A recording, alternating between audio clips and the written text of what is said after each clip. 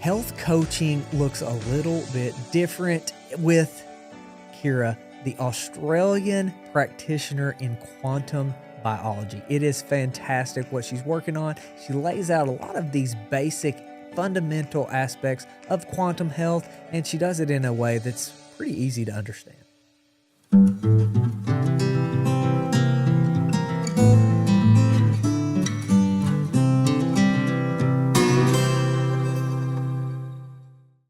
Kiera, thank you so much for joining. I'm definitely just ecstatic to be having this conversation. You're one of the few that I feel like, especially closer to our age, that are deep into kind of that quantum aspect of health and understanding what that even means. So if you don't care, how to introduce yourself and how did you get to where that was even on your radar?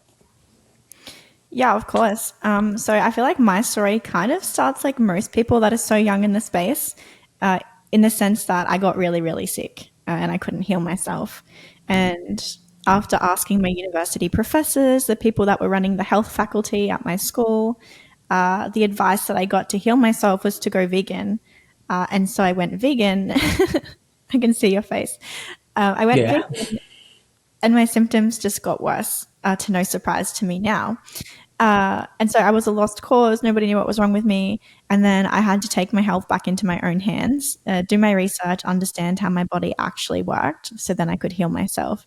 And for me, that healing came from the work of Dr. Jack Kruse and what I now kind of coin, for lack of a better term, is quantum and circadian biology. And so that was really my first introduction into this field. So what about Dr. Kruse caught your attention? What made you resonate with the message that he preaches?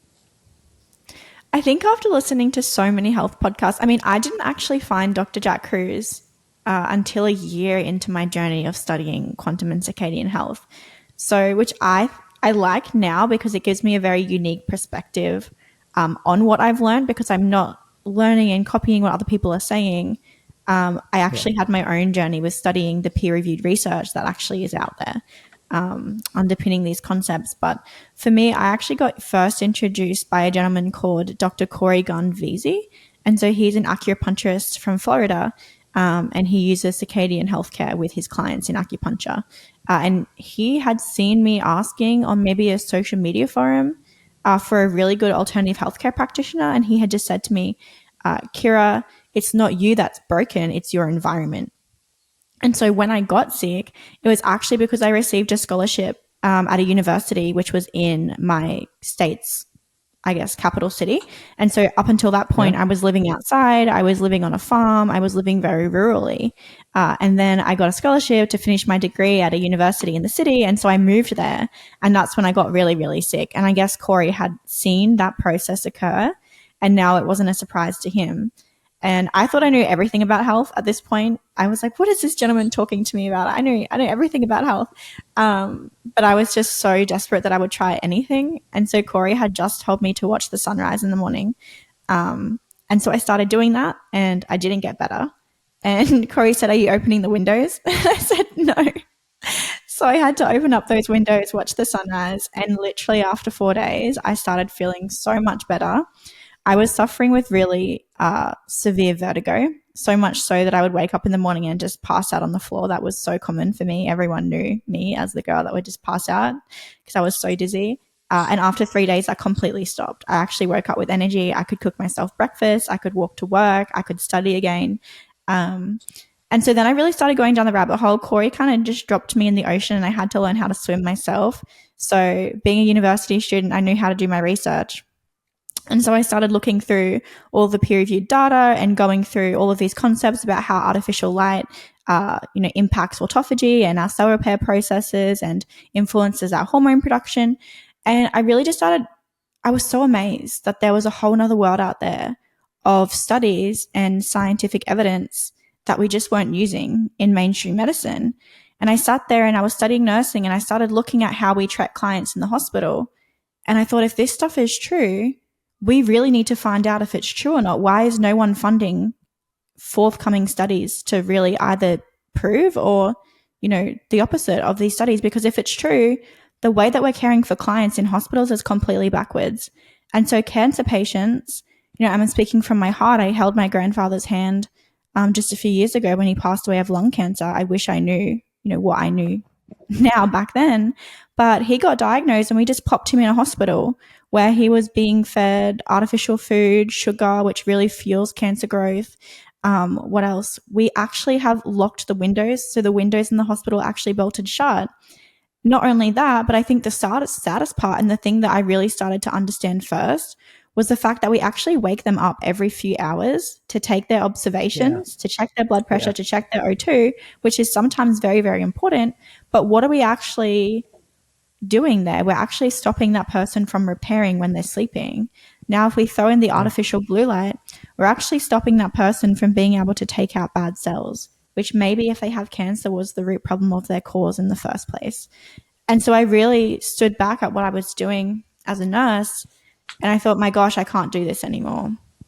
And so when I started practicing decentralized, and then I found the work of Dr. Jack Kruse, it all really started to make sense. And he's quite a peculiar guy, and he definitely has a big personality, but I think his message truly, truly is important.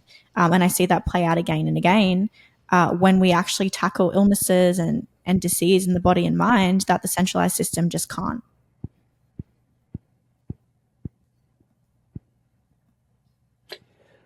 Yeah. So now that you've had that foundation and you've gone into, your own practice, what is like the success stories like for you, and what are like the most common things that somebody will come to you to try to overcome? And then just lay out a little bit of those kind of foundational steps and what, especially in those success stories.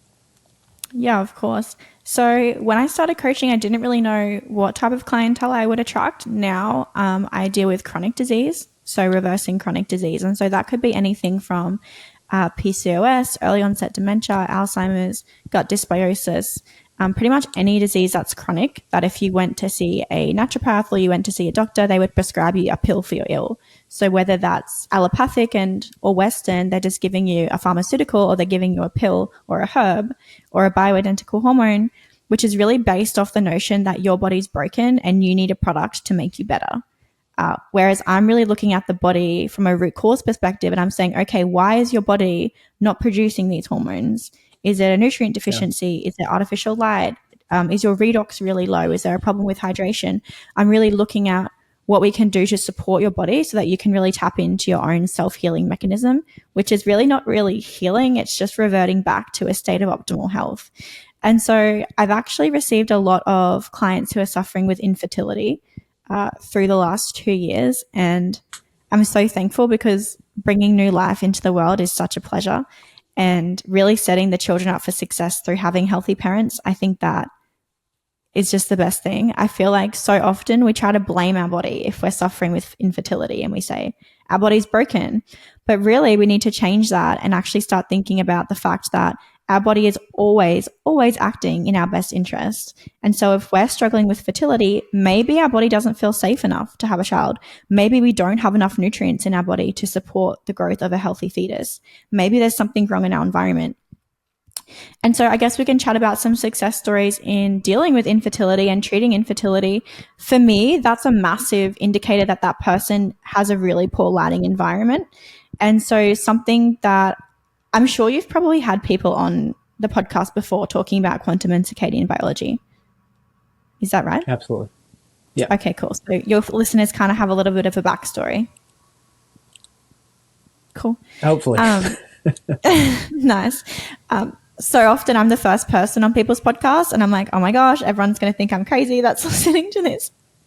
But light really does control our hormones in our body. It controls our fertility hormones, such as pregnenolone. It also controls cortisol regulation.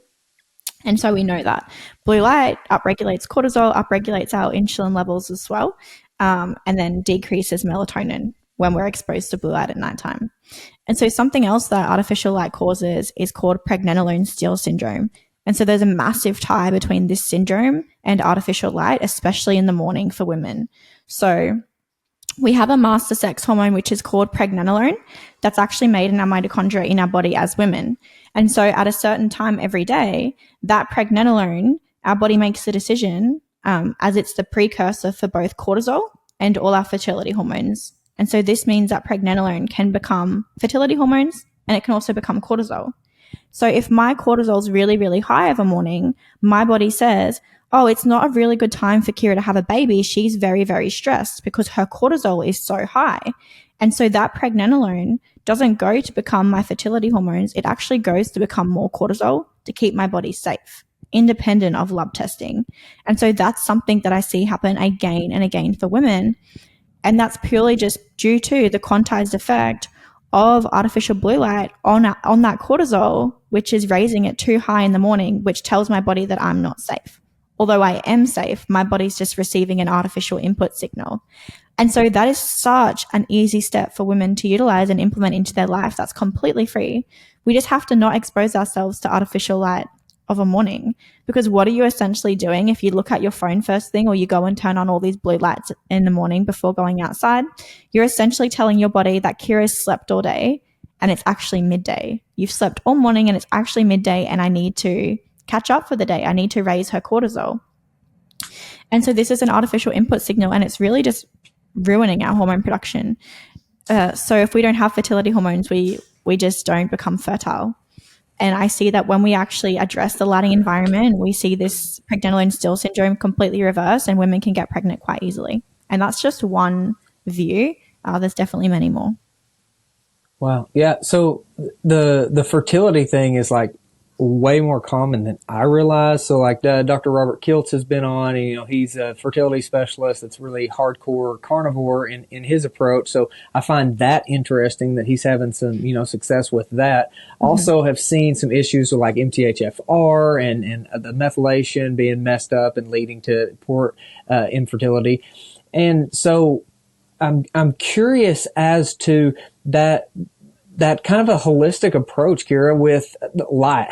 How do you get the light right? So like I'm sitting here, I'm looking around, I've got all these lights sitting in my face. I know it's terrible for me, but it's just, part of the podcasting world. So how do we take that baby step in getting our light right? Because for a lot of people, it's like just, well, I can't have lights. That's not going to work. I think about this as I'm cooking dinner, sometimes, and it's dark in the house. It may be still light outside. What are the right lights? What are the absolutely avoid lights? What are the right lights to where we can manage getting into this in maybe an easier way instead of a hard stop? Do this, don't do that. Yeah, of course, we can totally talk about that. And I love the doctor's approach that you're talking about with carnivore, because pregnenolone is actually synthesized from cholesterol from animal products. And so if you don't have cholesterol in the first place, not cholesterol, pregnenolone, because your cholesterol levels are so low because you've been on a vegan diet, because your doctor told you to do that so that you don't get heart disease or cardiac arrest, but now you can't get pregnant, maybe you really need to revisit that, because although it might in the data reduce your risk of cardiac issues, it's actually in turn going to reduce your fertility. So definitely like that approach. So with light, it's actually so easy that it just makes me laugh. But when we're in the world that we're in today, where a lot of people are suffering with limiting beliefs and we're suffering with poor mental health, it actually can get so hard just to get outside and watch the sunrise. I remember coming off of university, working in fast food my whole childhood, being awake late at night, and then waking up, you really can't get out of bed. You just feel so poor. You feel so mentally drained that even just going outside in the morning is such a hard thing to do. You're kind of laying in bed and you're having this mental conversation with yourself, like, get up, and your body's like, no, just 10 more minutes. And that's kind of what I see in a lot of clients. So it really is easier said than done, but you really just need to get outside. You need to cut the artificial lights. And you need to mimic what's happening in nature. And for example, we're bombarded with blue light. So if you're looking at the body from a ratio perspective, the sun emits 50% infrared light, which is actually really healing and hydrating for our body. Fun fact, the amniotic sac that baby lives in inside the womb actually is filled with infrared biophotons. And so it's really, really important that women especially, they store a ton of red light, infrared light in their body. And so we get that from the sun. So really the best way to do that is just get up. From first light to sunrise is actually the most dense time for these infrared light photons. So getting outside at that time is so important. But I find that something that can really help women is starting with just the UVA rise, which generally occurs about an hour after sunrise, because getting up an hour after sunrise is a lot more doable than getting up at sunrise. Now, the reason that I suggest women start here is because at this time, we actually get this really cool effect happen in our eyes. So we have aromatic amino acids that sit in our eyes, and I'm going to get a bit sciencey for a second, but I promise it'll make sense. And so these aromatic amino acids, they're actually shaped like benzene rings. And you can see these, you can kind of picture this like a basketball hoop. And so these aromatic amino acids, these benzene rings, they're sitting in the backs of our eyes. And so why are they sitting there? They're actually waiting for photons of light to come through, and so that they can literally trap it. So it's like shooting a basketball through a basketball hoop. And when you do that enough times with the right frequency of light, you actually get this effect where that tryptophan turns into serotonin. And that makes us feel really, really good. And it starts addicting us and building this pathway, this hormonal loop, this hormonal pathway to actually get up in the morning. And so if you're someone who's really struggling mentally, like many of the world is, like I was only a few years ago, getting up at that UVA rise is such a great way to produce that feel-good hormone. So then you can actually get up at sunrise and be motivated to do so and feel good. So that's a nice little trick that I like to use. And then just off the back of that as well, once that serotonin gets converted, that serotonin actually gets converted to melatonin, which is then released in the absence of blue light after sunset. So it's a nice little loop that we need to keep track of. So in terms of light exposure, like you asked, it's like getting that sunrise, getting the UVA rise, taking light checks through the day, because we want our circadian rhythm to be running. So just because I can look at my phone and I'm like, oh, it's 7:19 in the morning, my body doesn't actually know that time. My body tells time through the light in my environment. And so I really need to create coherence between me and the natural lighting so that my body's internal functions, rev up her thyroid hormones, make pregnenolone, turn pregnenolone into her fertility hormones, all happens at the right time throughout the day. And if we're around artificial lighting, on a philosophical level, you're actually creating days within days in your body, because you're going outside and you're around this midday light, this blue light, and then you're going and having a nap and you're in complete darkness, and then you're waking up again and then you're under blue light, and our body is just so confused. And so if our body's confused and not functioning optimally, there's no way that our body is going to say it's a great time for Kiera to get pregnant right now.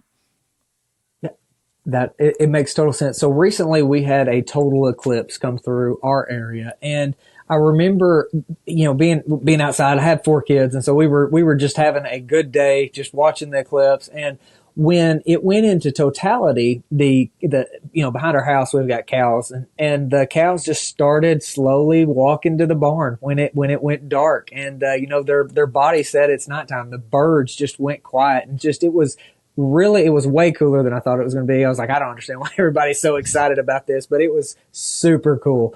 So just the signals, we get to see that firsthand, like with the animals. It's not the time that it was like, I don't remember if it was 2 o'clock or 4 o'clock or whatever, but it was the light told them it was, bedtime, right? And so I think that is such an incredible example of that. But Kiera, what is that minimum effective dose? What is the time limit that we should see this sunrise or be outside? Yeah, of course. The great thing is that getting outside and seeing the sun, it's actually a non-linear effect, which means that a really small stimulus can lead to a really big outcome. So unlike other healthcare methods where you have to keep going or, spend a ton of money or keep increasing your dose, you actually decrease your dose over time and it becomes more effective. And so getting outside all the time, I love that. Unless you're trying to build your solar callus, and then you might want to wait before you go and expose yourself to strong UV at the middle of the day so that you don't sunburn. But on average, before 9 a.m., you can spend the whole morning outside.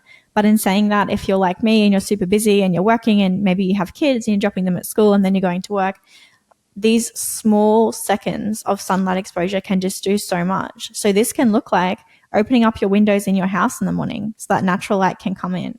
It can be just refraining from turning on all the heavy blue lights until you really need to later in the day. Yeah. It can be literally just running outside in the morning and checking your mailbox, getting that light exposure, and then just making sure you're doing this once an hour, I think, is totally doable. Driving the kids to school, pop the windows down, let in that fresh air, Yeah. let in that fresh light, because we know that glass actually blocks infrared A light, which is not good either. So we want to be making sure we have the windows down. So let's dive into that just a little bit and help me understand the difference between, say, a tanning bed, right, and then the sun. And lay that out there a little bit. And then why is that glass such a big deal to where we should have the windows rolled down and not just be thinking we're getting sun through glass? Yeah, of course. So for starters, the sun actually can cause sun cancer or skin cancer if you're not doing the right things in your life, like blocking artificial blue light at nighttime, because we have lots of things in our environment that can cause cell damage. Artificial blue light, light from the sun, if we don't have enough melanin in our skin. So if we spend the first 20 years of our life really spending 90% of our time indoors, we have no melanin in our body to protect us from that light. Then one summer it's super hot, so we jump outside and go to the beach with our family. We get completely burnt because we haven't given melanin enough time to build up in our body. We're going to get damage to our cells. We can also have cell damage from environmental toxins, from perfumes, from stress, from just moving too quickly, from being stressed. So why is artificial light so bad? Because it stops us from being able to take out those bad cells. And so we have these processes called autophagy and apoptosis. So the processes that actually take out the cell completely. And then another process that kind of says, you know what, this cell's actually, it's half good. We can just repair it. We can just put a new engine in and she's good to go. So they're the two processes that we have. But if we're around artificial light and we're not outside in the morning, that doesn't happen.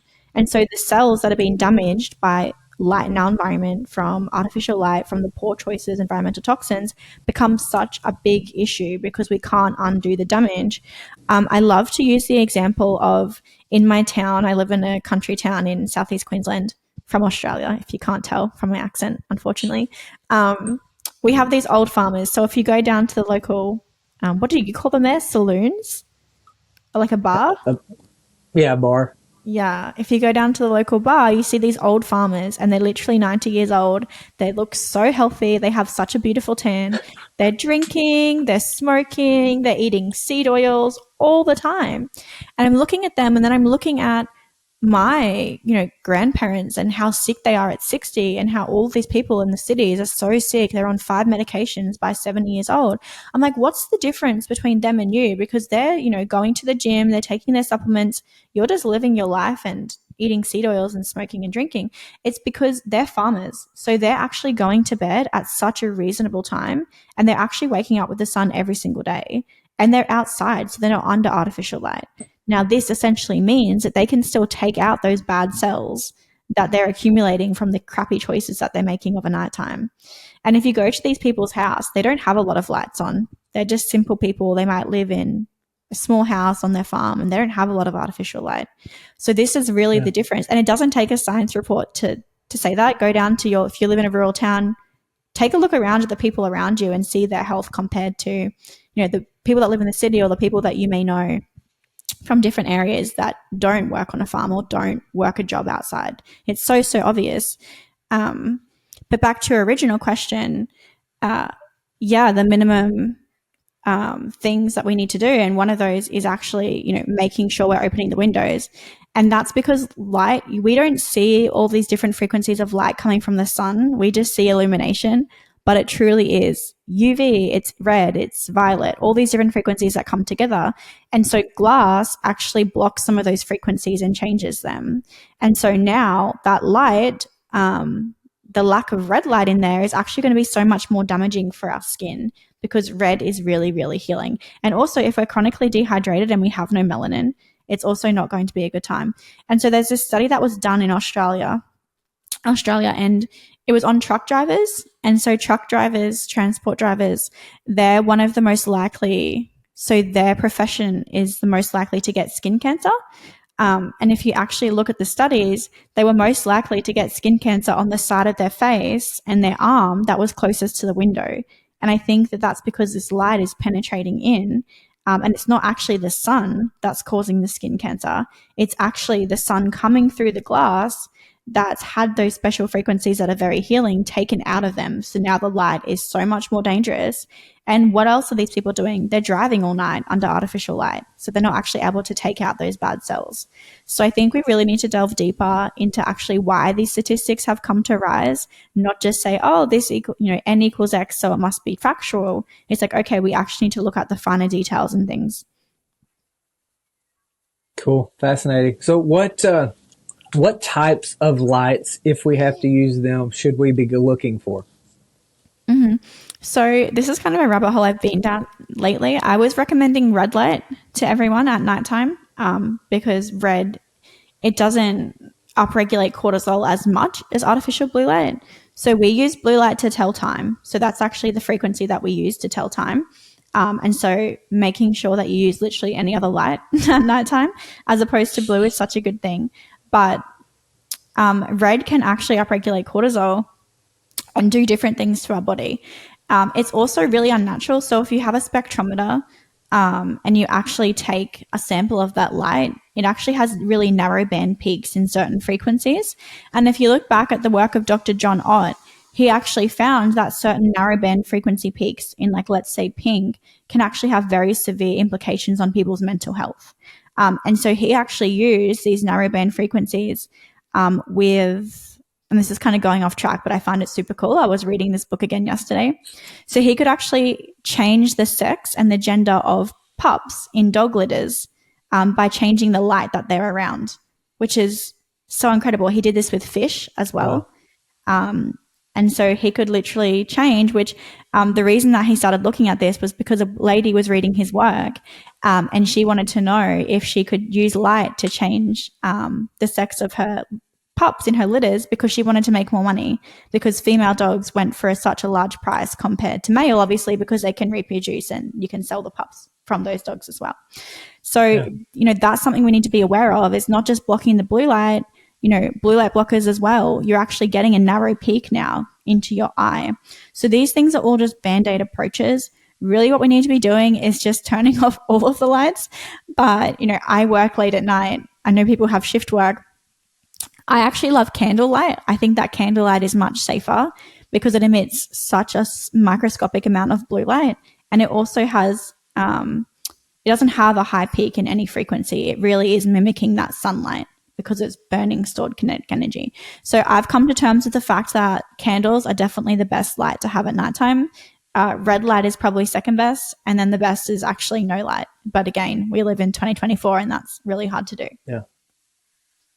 So I spent like 8 years in EMS, and so working 24-hour shifts on an ambulance, and it absolutely wrecked my health. So like I was on synthetic testosterone at like 23. It was like crazy. It just felt terrible. On blood pressure medicine. I was on lisinopril, in my early 20s, and so looking back, I see that now. I thought it was just I didn't sleep and it was high stress and just always go, go, go. But I think that there's so many more factors that play into that as we've gone in here. But Kiera, to kind of bring it back to what we were talking about with the fertility and the parents.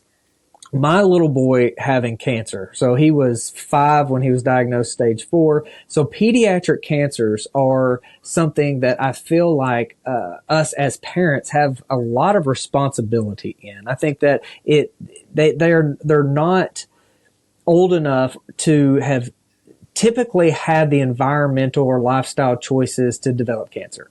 I don't believe. I think that it's what we as parents have done or not done, as well as the environment they're in for whatever time. So what are your thoughts on this prenatal aspect? You mentioned, the amniotic infrared receptors. I think that's fascinating. I've never heard of that. What do we do to make sure that we can avoid pediatric cancers from your perspective, especially with the light?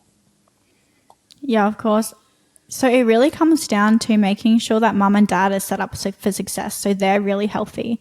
Now I take So when I love quantum and circadian biology, but I also feel like it's missing a lot of things. It's missing the emotional aspect. It's missing the, trauma, and intergenerational trauma can impact our children as well.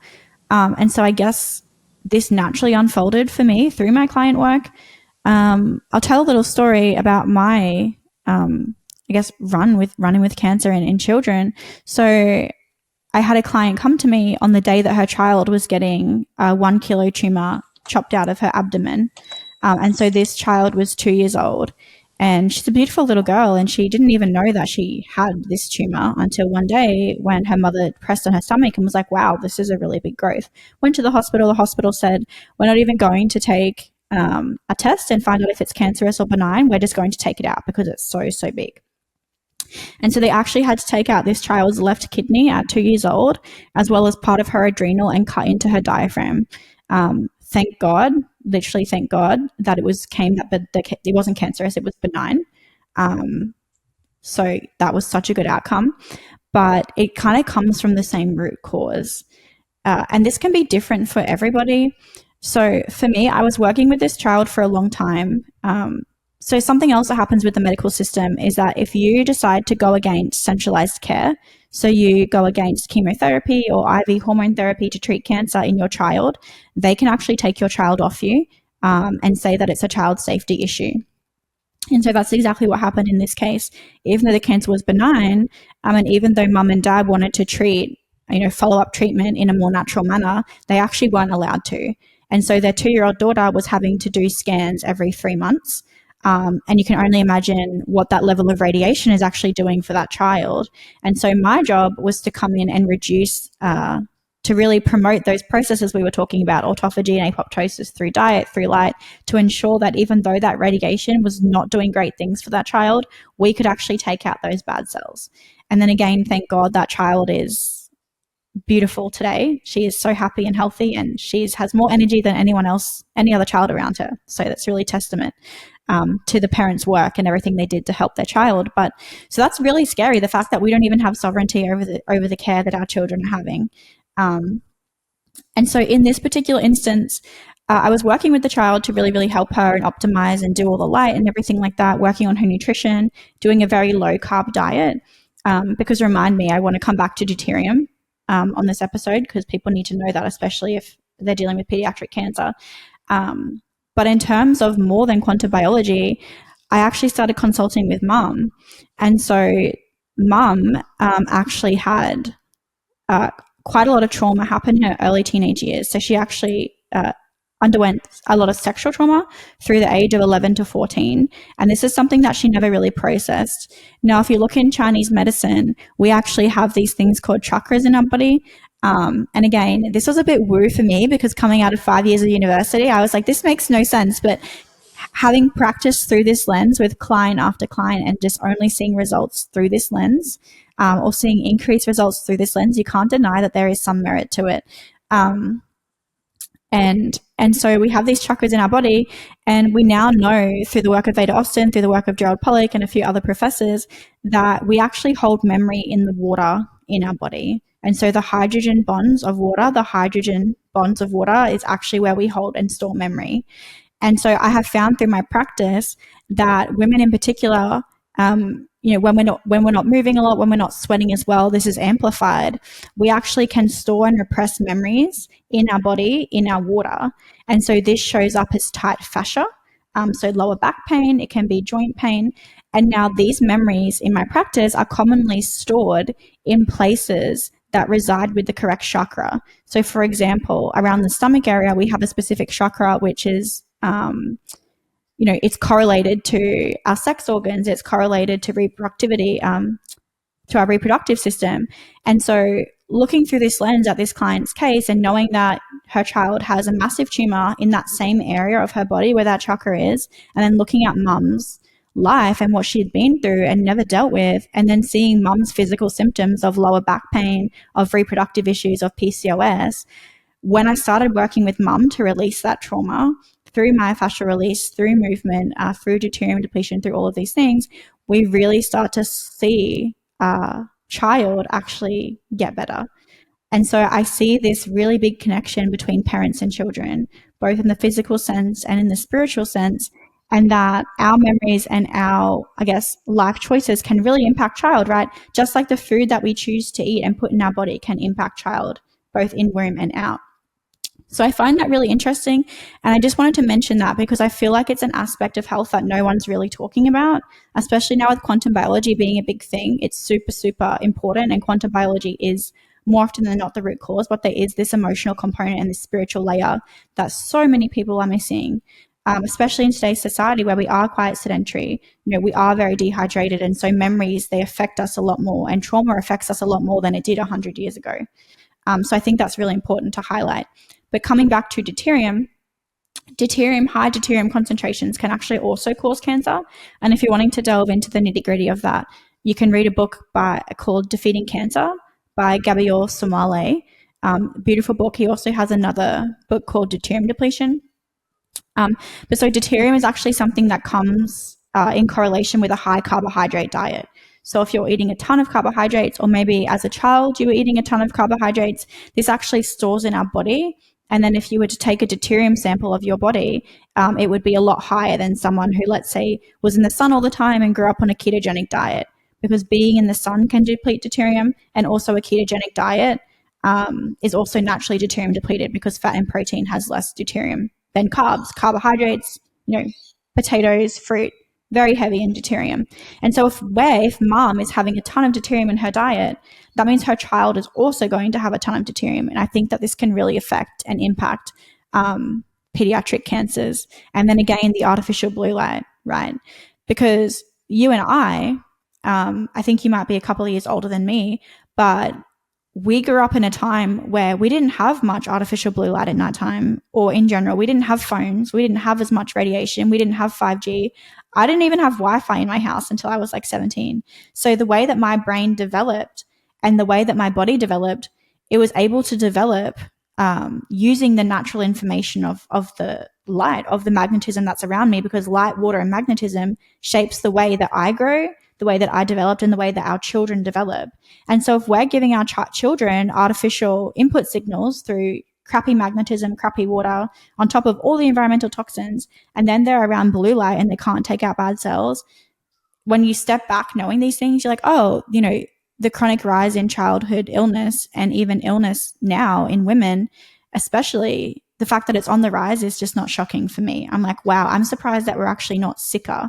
And it's so sad to say, because I have family members that are sick. I've lost family members to these illnesses, but through experience and through practice, they really are reversible. You just really need to undo everything you thought you knew about health and really inject yourself with this new lens, which is quite easy to understand.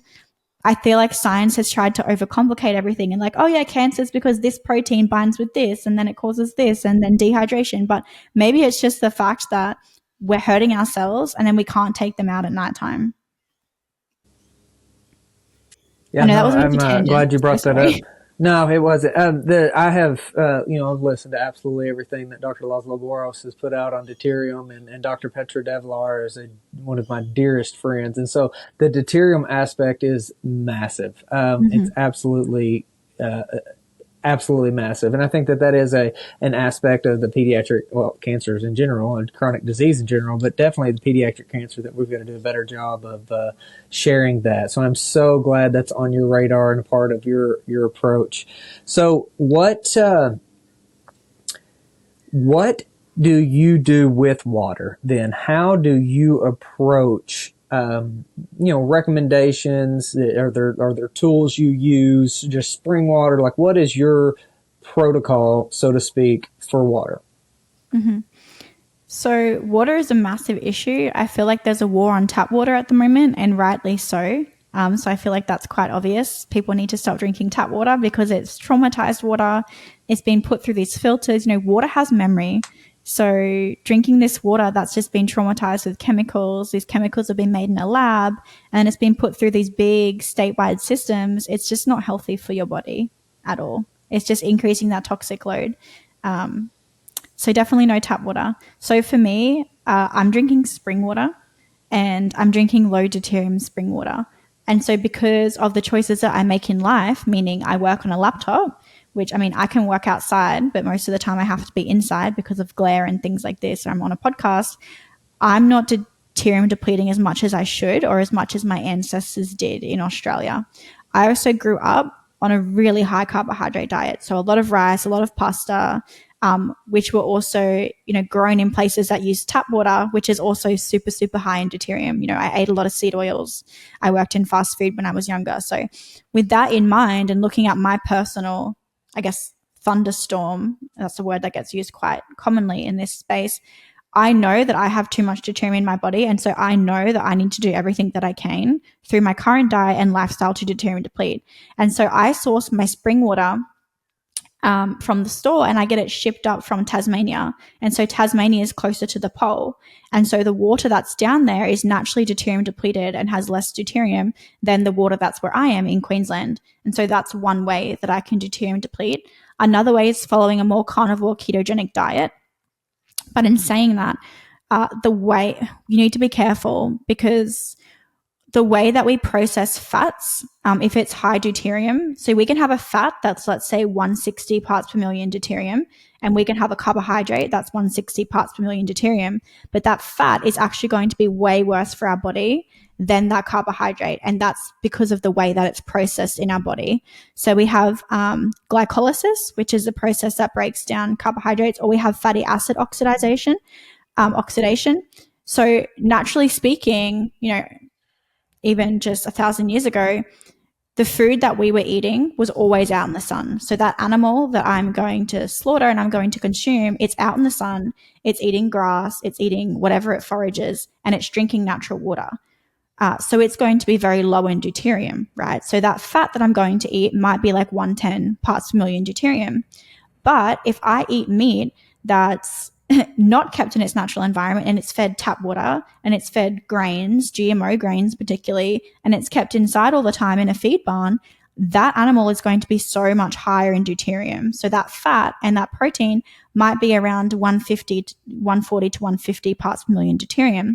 So the way that my body has evolved through life is it knows that carbohydrates are going to be high in deuterium. And so when I process carbohydrates, I actually have this inbuilt system that kicks out deuterium. So it knows, okay, this is going to have a lot of deuterium. I need to kick it out before I give it to the mitochondria. Although my body still thinks that all of the fat and protein in my environment is going to be low in deuterium. And so it doesn't kick out the deuterium as much. And so if I eat a really high deuterium laden fat and protein, that deuterium is more likely to make it to my mitochondria and then completely ruin my mitochondria and my ATPase compared to the carbohydrate, if that makes sense. So interesting. Basically we need to be eating ketogenic diets, but we really need to be focusing on sourcing the best quality, as close to nature animal as we possibly can consume. Yeah, no, I love that recommendation. Like, so my day job is I own a farmer's market, and it's all about trying to support local agriculture and regenerative farming. That's a big part of what we do at the podcast too. So that is such a big deal. Why do you think that the deuterium message is hard to get out, or hard to be grasped by those that hear it? Yeah, I think it's hard because people don't want to change. I feel like that's the hardest thing. And I see that in client work all the time. You can lead a horse to water, but you can't make them drink, unfortunately, all the time. Healing, comes down to the individual's choices they make in life. And real health is proof of work, which means that we have to put in the work to get the proof, which is good health. We unfortunately, I wish I could get everyone a pill and be like, you're going to be healthy for the rest of your life. But unfortunately, I can't do that. I can't cheat the proof of work mechanism. And so in terms of putting in work, having a deuterium depleted diet is actually quite hard. So that's one reason why people don't really like the deuterium story. And two, no one has heard of it. So if someone's doctor hasn't heard of it, if someone's nutritionist hasn't heard of it, the alternative health space, maybe like 0.111% of us are actually talking about deuterium. It's so hard for them to really take that as fact and to really implement that into their lives. because it is such a small topic, we feel like everyone knows about deuterium, but we're actually in this little silo where we're just talking to the same people and it's all common knowledge, but no one knows about it. Our doctors don't know about it. My mum doesn't know about it. The farmers down the road don't know about it. And so we really need to talk about it more and make it more common knowledge. And I feel like if someone really is open to listening and they sit down and you explain it to them in a quite a simple way, they're like, wow, it makes so much sense, because they're thinking, oh, animals used to live like this. Now they live like this and it's causing this. And they're like, oh yeah, it makes so much sense. And I find it usually is the people who don't really have a science background or they aren't in the medical profession that really take on this, because they don't have as much knowledge to unlearn.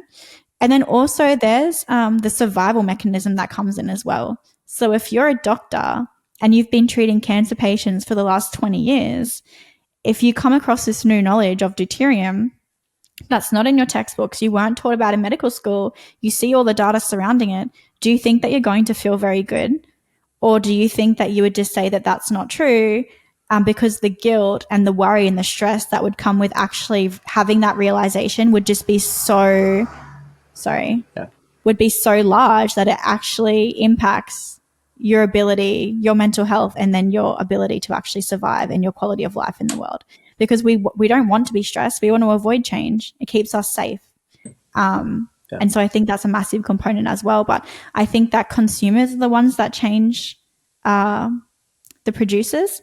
And so I think that's what we're going to see. And I would love to go into a shopping center where the chocolate says 112 ppm deuterium concentration, or the meat actually has, 160 parts per million deuterium on the label. I think that would be so hilarious, but also so good. I really hope that happens one day.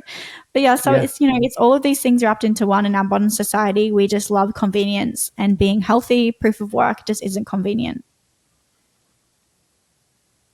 Yeah. No, I think that you're spot on with that. I remember asking an oncologist. I think he'd been an oncologist like 40 years about. I was reading some studies with immunotherapy, and they would work if certain bacteria were present, and they wouldn't work if certain bacteria weren't present. And I was asking about the microbiome. He's like, I don't know anything about the microbiome.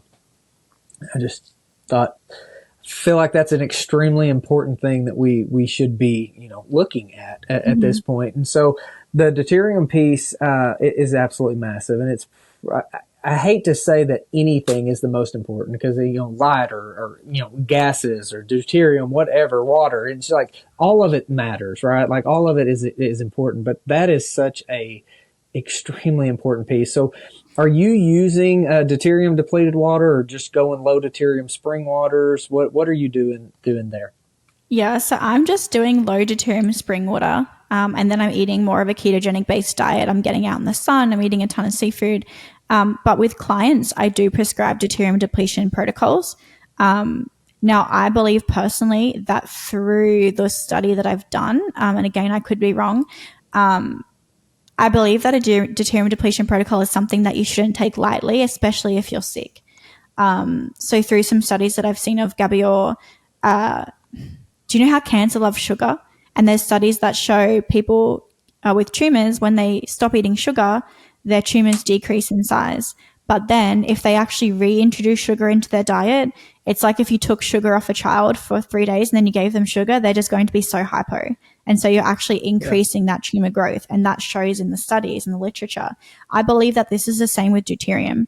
So if you have cancer and you go on a deuterium depletion diet for 2 weeks, and we have to maintain that same level of deuterium depletion across meals. So it's not like you can just have a Big Mac for breakfast and then, one every week and it's fine, and you're still on your deuterium depletion protocol, because you want to maintain that same level of deuterium intake the entire time that you're on a severely, and not severely, I mean, if you're consuming a very, very low amount of deuterium because you have an illness that you're trying to treat. And so it's something that shouldn't be taken lightly, because I feel like if you reintroduce a ton of deuterium back into your diet while you're still sick, that it could actually increase tumor growth. And that's some of the data that's in Gabrielle's work. So that's something you need to take into consideration. But I pretty much tell all of my clients who live in a very non-native EMF heavy environment, or they've grown up on a very big carbohydrate diet, or they're dealing with chronic fatigue or PCOS, that they need to deuterium deplete. And so that's prescribing them swapping their normal water out for something that's 125 parts per million. And I know it doesn't sound like a massive decrease, but it's enough. That's a lot for our body on a grand scale. It's enough for them to start seeing results whilst also staying in what I would think is a very safe bracket where you don't have to worry too much about diet. You can just swap out your normal water for deuterium depleted diet and you don't have to worry about any negative consequences. Wonderful. Well, Kiera, thank you for the time and sharing your experience and story and all of the great tidbits. I think it's such an important conversation. I'm so excited that you're on the deuterium bandwagon, so to speak. And so where can we send people to learn more about what you're doing? Maybe somebody wants to work with you and follow along. Yeah, of course. I believe the future of healthcare is education, because I think that everyone heals when they're ready. And so that information just has to be available for them when they are ready. So I share a ton of informational content if you want to nerd out on my Instagram. So that's Kiera, Kiera Lee, Lea Wellness. I'm also on Twitter, but Twitter's kind of scary. But that's Kiera Lee, just an L, Kiera L Wellness on there. But yeah, come and nerd out with me if you like to do that. Nerding out. Well, it was an absolute pleasure. I know there's a good group together, Max and Tristan, and it's just exciting to see that there's so much hope for the future, and a lot of people working on really important things. So, thank you for the time, and have a great rest of your week. Awesome. Thank you so much, Logan. Have a great day. Thank you for joining us on Sowing Prosperity. Be sure to follow along across the social media platforms, including YouTube, and be sure to go to sowingprosperity.com.